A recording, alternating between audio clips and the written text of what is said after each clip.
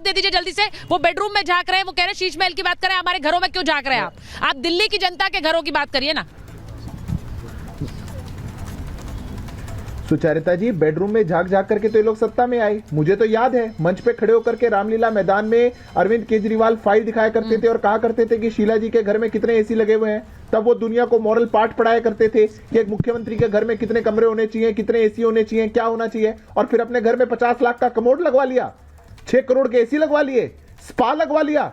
आप उसकी तुलना कर रहे हैं और कौन से झूठे आंकड़े पेश कर रहे हैं आप। प्रधानमंत्री के घर से आप तुलना करना चाहते हैं जहां पे एसपीजी रहती है, जहां पे पीएमओ चलता है, उसका तुलना आप एक अर्ध राज्य जो कि पूर्ण राज्य के भी दर्जा नहीं है वहां के एक मुख्यमंत्री से करना चाहते हैं। कमाल करिए थोड़ा सा। ये जो 10 साल में आपका आइडियोलॉजिकल खोखलापन आ चुका है, इससे बाहर निकलिए। रही दूसरी बात, अभी विकास की कुछ बात कर रहे थे, मैं चैलेंज देता हूं 5 नए कॉलेज और 5 नई यूनिवर्सिटी बता दीजिए। दिल्ली विश्वविद्यालय में 70 कॉलेज है, या तो कांग्रेस ने बनवाए या जनसंघ भाजपा ने बनवाए। एक कॉलेज दिल्ली विश्वविद्यालय का जो आम आदमी पार्टी ने बनवाया हो, तो दिल्ली के दिल में एक दिल्ली विश्वविद्यालय है, एक कॉलेज आपसे नहीं बनवाया गया, एक रुपया नहीं दिया गया। कॉलेज जो दिल्ली में आम आदमी पार्टी ने बनवाया हो, जरा बता दीजिए। पोषित है।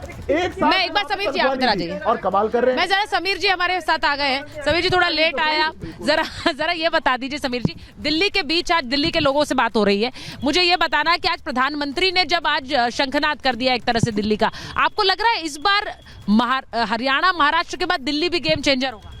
बिल्कुल, इस बार दिल्ली में सत्ता परिवर्तन का मुझे पूरा लक्षण नजर आ रहा है और इसके कारण नजर आ रहा है कि इस बार कांग्रेस चुनाव लड़ रही है। अभी तक आम आदमी पार्टी भारतीय जनता पार्टी से लड़ती थी।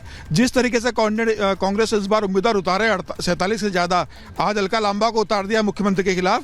कांग्रेस दमंगी से चुनाव लड़ रही है और जो कांग्रेस का वोट बैंक आम आदमी पार्टी लेकर गई थी, कांग्रेस उसमें से बड़ा वर्ग वापिस अपने पास लेकर जा रही है। और अरविंद केजरीवाल को पहली बार त्रिकोणीय चुनौती का सामना करना पड़ा है, भारतीय जनता पार्टी के साथ भी करना पड़ रहा है और कांग्रेस के साथ भी।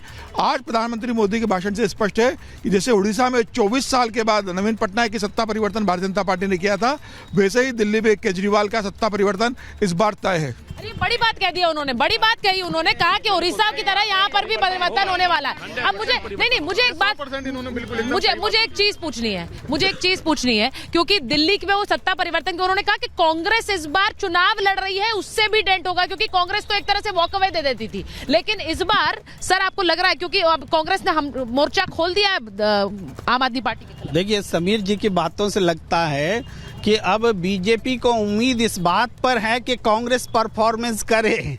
कांग्रेस के परफॉर्मेंस, बीजेपी का हमेशा 30% ज्यादा वोट बैंक रहा है। आप देख लीजिए, जो भी वोट बैंक गया था कांग्रेस का 40% शीला दीक्षित जो समय था वो 8% पे आ गया था। अब कांग्रेस पहली बार लड़ते हुए दिख रही है। संजय दीक्षित के बयान बता रहे हैं कि वो लड़ रहे हैं। और आप ये मान रहे हैं कि 35% बीजेपी का रहा है तो रहेगा, और आप मान रहे हैं कि आम आदमी पार्टी का 54% रहा है तो वो नहीं रहेगा। ये कैसी बात हो गई? ये क्या, कांग्रेस 9 से 20 पे जाएगा और भारतीय जनता पार्टी को सिर्फ 4 से 5 वोट। अच्छा ठीक है, मैं एक बार मैं जनता से पूछूंगी, मुझे जरा बता दीजिए, आप में से किसको लगता है इस बार आम आदमी पार्टी रिपीट करेगी? जरा हाथ खड़ा कर लीजिए, आपको लगता है? इतने लोगों में एक है आप? हाँ जी। हाँ। क्यों करेंगे? बीजेपी के लिए दिल्ली अभी भी दूर है, क्योंकि लोगों को अरविंद केजरीवाल पे विश्वास है, उनके वादों पे विश्वास है। रही लिकर पॉलिसी की बात, तो वो जो मामला है वो पेंडिंग है कोर्ट में, वो भी कोर्ट में पेंडिंग है, अभी उसका फैसला नहीं आया है। जनता त्रस्त हो चुकी है, जनता त्रस्त हो चुकी है। आप किसी भी क्षेत्र में चले जाओ, पानी के क्षेत्र में चले जाओ, चुनाव के टाइम का वादा नहीं चाहिए, आपको देना था तो 5 साल 7 साल पहले क्यों नहीं दिया? अरे वो कह रहे हैं, एक मिनट रुकिए, मुझे ये बताइए, अच्छा आप में से कितने को लगता है कि कांग्रेस की सरकार आएगी? जरा हाथ खड़ा कर दीजिए। कांग्रेस की सरकार, देखिए कांग्रेस वाले भी हैं जो कह रहे हैं हाथ आए, बीजेपी की सरकार आएगी दिल्ली में? अच्छा ठीक है, अच्छा हाँ सर, एक मिनट मैं औरों से भी बात कर लूं। अच्छा आप बताइए मुझे ये बताइए कि प्रधानमंत्री जब यहाँ पर सभा करते हैं दिल्ली में और वो सुनते हैं आप उनकी बात, वो कहते हैं कि यहाँ पर आपदा में घिरी रही है दिल्ली, आप युवा हैं, आपको लगता है ऐसा है या फिर बदलाव आपने देखा? कुछ भी बदलाव नहीं देखा हमने दिल्ली में, पिछले 12 साल से कुछ भी हम बदलाव नहीं देख रहे हैं। तो वही चीज है, आप जो वही चीज हम आप दिल्ली में देख रहे हैं, जो आप समझ रहे हो पिछले दो तीन सीटें जो 2-3 राज्य अभी हम लेके आए, बीजेपी लेके आई है, उसी तरह पुराना जो इतिहास है वो बदल के रहेगा और बीजेपी सरकार यहाँ पर पूर्ण बहुमत से बनाएगी। अच्छा, उड़ीसा में हो सकता है वो ये कह रहे हैं। एक बात मैं पूछती हूँ जरा, एक बार मैं संजीव जी से पूछती हूँ। संजीव जी, वो कह रहे हैं उड़ीसा में भी बदलाव हुआ है, समीर जी ने यह कहा, तो उसी तरह का बदलाव इस बार दिल्ली में भी होने वाला है। आपको पता नहीं चलेगा कब सरकार बन जाएगी बीजेपी। चर्चा पिछले 3 बार से जो लोग आपके अगल बगल में खड़े हैं और मोदी मोदी कह रहे हैं और कह रहे हैं कि हाथ उठाइए, सबसे ज्यादा वही उठा रहे हैं कि मोदी जी सरकार बनाएगी भारतीय जनता पार्टी। सच बात यह है कि इनके घरों की महिलाएं 25 लाख से ज्यादा अपना रजिस्ट्रेशन करवा चुकी है हमारी महिला सम्मान योजना के लिए। यकीन देखिए ये यहाँ क्या कर रहे हैं और घर की महिलाओं को कितना यकीन है अपने बेटे पे, तो वो थोड़ा सा पलट के आप देखेंगे तब पता चलेगा। जाड़े में उनको पता है कि वो घर में बैठी हुई है, उनका बेटा उनके लिए लगा हुआ है। और सबसे बेहतर विकल्प, मैंने कहा कि ये मूल मुद्दे की लड़ाई है, ये लाख भटकाते रहे, दाएं बाएं भटकाने का प्रयास करे। भारतीय जनता पार्टी के पास कौन सा ऐसा चेहरा है आज पता चला। इंटरेस्टिंग बात बोलिए जरा सिद्धार्थ यादव जी, सिद्धार्थ यादव जी जवाब दे दीजिए। वो कह रहे हैं कि जो लोग यहाँ पर हाथ उठा रहे हैं, कह रहे हैं बीजेपी की सरकार बन रही है, उनके घर की महिलाएं हमारे महिला सम्मान योजना के लिए रजिस्टर भी करा चुकी हैं। अच्छा, मैं नहीं कराया? एक मिनट मैं चैलेंज के साथ कह रहा हूँ, अगर एक ने भी कराया होगा, नहीं कराया, ऑन कैमरा बोल रहा हूँ इस बात को। पर वो तो महिला सम्मान के तहत आपके घर की महिला होना ही नहीं है। झूठे फॉर्म में वो जो पैसे हैं वो भी घर के गायब हो जाएंगे। बिल्कुल झूठा है। पता है ना, रजिस्टर करने से कोई फायदा है नहीं। 1000 का उन्होंने लोकसभा से पहले भी कराया था। वहाँ पे पंजाब में चले जाओ, 1000 का देना था, वादा किया, 2.5 साल हो गया, अभी तक नहीं दिया उन्होंने। अच्छा, एक मिनट सिद्धार्थ जी, मैं जरा इसलिए पूछ रहा हूँ, ये इंटरेस्टिंग है। यहाँ पे लोग बोल रहे हैं पंजाब में दे दीजिए, पंजाब में तो दिया नहीं, दिल्ली में झूठे वादे कर रहे हैं। सिद्धार्थ जी जरा जवाब दीजिए, आपको लग रहा है कि ये डेंट करेगा? देखिए, बिल्कुल सुचरिता जी, लोगों ने तो सच्चाई बता ही दी।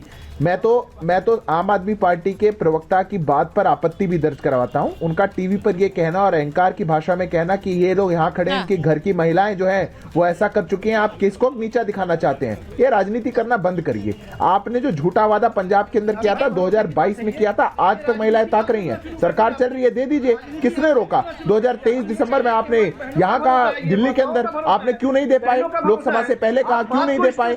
आज 1 रुपया किसी महिला के हाथ नहीं आया। उनको अपमानित करने का काम आप करते हैं और टीवी पे बैठ के कह रहे हैं कि घर की महिलाएं ऐसा कर रही हैं। आपको शर्म आनी चाहिए। यह दुर्भाग्यपूर्ण है जो आप बोल रहे हैं। आज दिल्ली के अंदर जो हक दिल्ली के लोगों का है, आयुष्मान भारत को तो लागू आप होने नहीं दे रहे, क्योंकि लोगों को कोई राहत मिल जाए, केंद्र की कोई योजना का लाभ मिल जाए।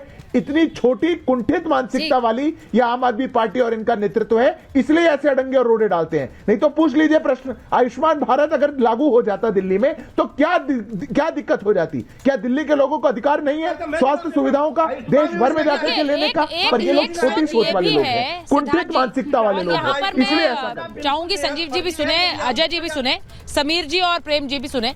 एक सोच ये है कि बीजेपी की तो अब 22 राज्यों में सरकार है, लेकिन आम आदमी पार्टी के लिए उनके पास पंजाब और दिल्ली है। तो आप जितनी भी ताकत लगा रहे हैं उससे दुगनी आम आदमी पार्टी लगा रही है दिल्ली में, क्योंकि उनके लिए ये उनकी शुरुआती सत्ता की एक तस्वीर थी और वो इसको बनाकर रखेंगे, ये कहा जा रहा है। दिल्ली में वो दिल्ली को हाथ से नहीं जाने देंगे। तो दिल्ली में ऐसा लगता है समिति। देखो सर, दूसरा कारण है, अगर अरविंद केजरीवाल जानते हैं कि अगर दिल्ली की सरकार गई तो 3 महीने के अंदर एमसीडी उनके हाथ से निकल जाएगा, पार्षद छोड़ के चले जाएंगे और उसका असर पंजाब पे पड़ेगा। पंजाब में भी आम आदमी पार्टी की सत्ता लौटेगी नहीं।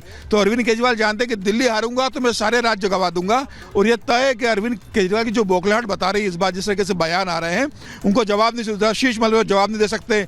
दिल्ली को शराब की नदी इतनी ठेके दी, उसका जवाब नहीं है।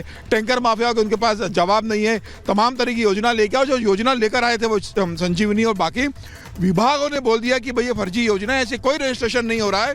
उनकी सरकार के जो अधिकारी वो कह रहे हैं कि रजिस्ट्रेशन नहीं कर सकते क्योंकि गैर कानूनी है। मुझे लग रहा है एलजी ने जांच के आदेश दे दिए। अरविंद केजरीवाल एक हारी हुई लड़ाई लड़ने की तैयारी कर रहे हैं और तय मानना है जब चुनाव आएंगे दिल्ली विधानसभा के, अरविंद केजरीवाल ये चुनाव हारने जा रहे हैं।